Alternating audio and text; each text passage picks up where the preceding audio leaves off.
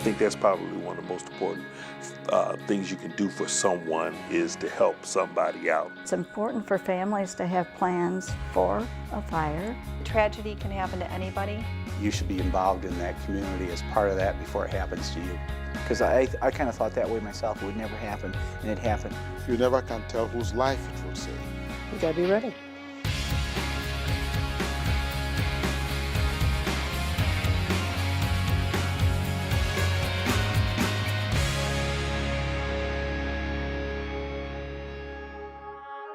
We know that the American public will identify that the American Red Cross collects blood and it responds to major national disasters. But what most people in our communities do not understand is that, number one, the Red Cross operates 365 days a year, 24 hours a day, 7 days a week. The Central Lower Michigan Red Cross serves 7 chapters across a 15-county region. The Red Cross is able to provide critical services to these communities because of your donations of time, money, and blood. And the Red Cross does so many other things than just CPR and first aid. You know, as a fireman, we see the Red Cross show up when people don't have a place to go. We help with national and local disasters. 24/7, whatever disaster, they're going to be there. You can count on the Red Cross. In 2010, a catastrophic 7.0 magnitude earthquake shook Haiti, destroying homes and infrastructure. The American Red Cross responded, providing shelter to millions and launching a coordinated multi-year campaign to support the people of Haiti as they rebuild. When you see the people, you realize that this has a huge human element to it. And these are people's homes and people's lives. And the people that are there to help really want to help. 97% of the American Red Cross workforce is made up of volunteers. The Red Cross gives me a purpose. I can guarantee it will change your life. It's amazing people think of us for tsunami or Katrina, but they don't think about us working on a local house fire. And that's what keeps us the busiest. My pager will go off, and quite often it's direct from dispatch, fire dispatch. I woke suddenly. I heard the garage door go up. Looked out the window and I could see red lights. I told him to go down and check. I just caught in the corner of my eye, I saw a flicker of light, and when I looked, then I saw the flames.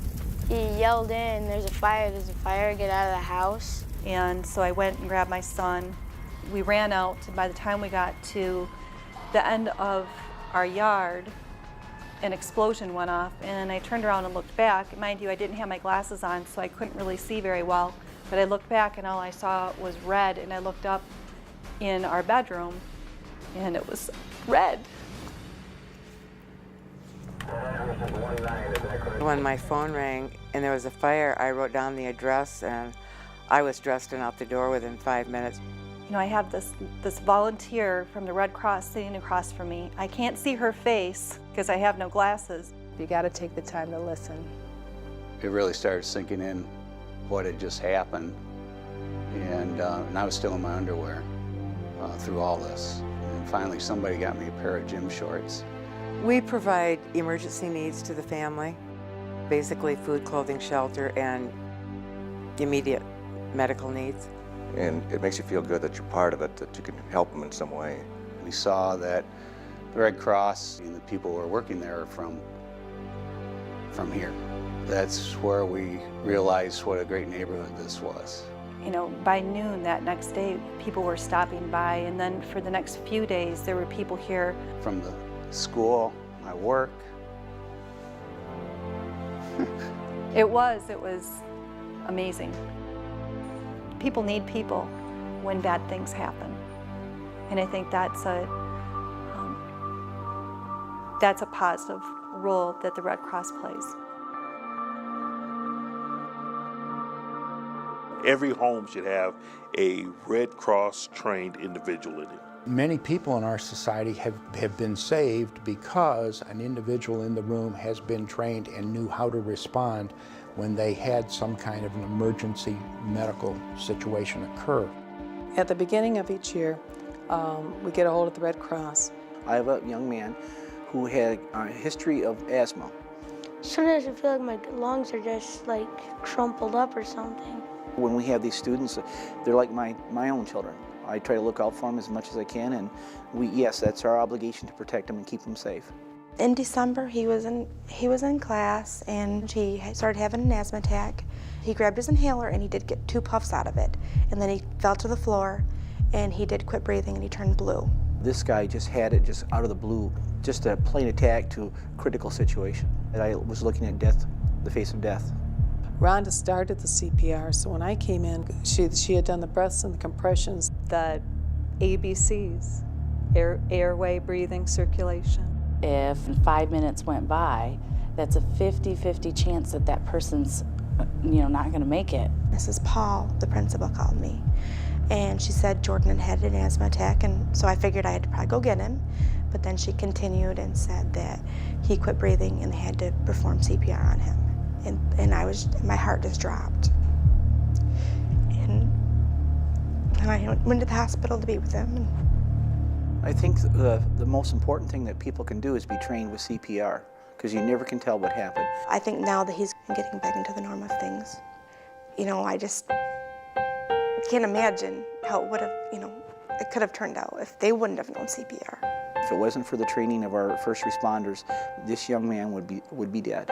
I think it's a responsibility to be able to know how to help somebody in time of emergency. You never know when you're going to need it. And I'm very grateful.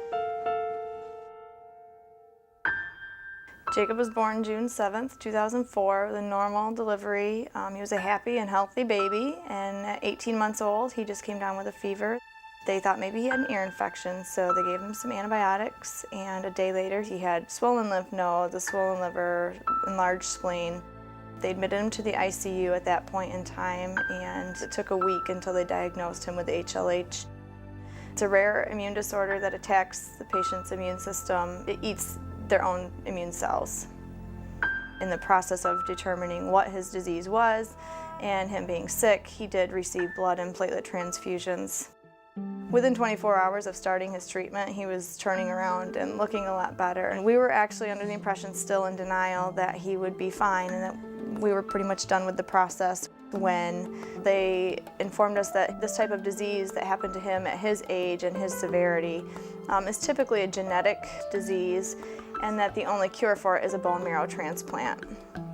It was in the weeks following that he again needed multiple red blood cell and platelet transfusions just as part of the post-transplant process. Jacob, do you know what that is? What does it look like? It's a bag of red stuff. What is that? Blood. Yeah, it was the blood that you got. We were very aware that blood and platelets were not just something that just showed up out of nowhere. We knew that there were people out there donating, and there were workers from the Red Cross and other organizations that made it happen. We like to be the people that are helping others, and it's very hard to receive, but we were so grateful for the series of events that has led to him being healthy now. 1, 2, 3, go! If it weren't for the Red Cross or the other organizations that helped treat Jacob the way he needed to be treated, I can honestly say he wouldn't be here today. Thanks. Mm-hmm.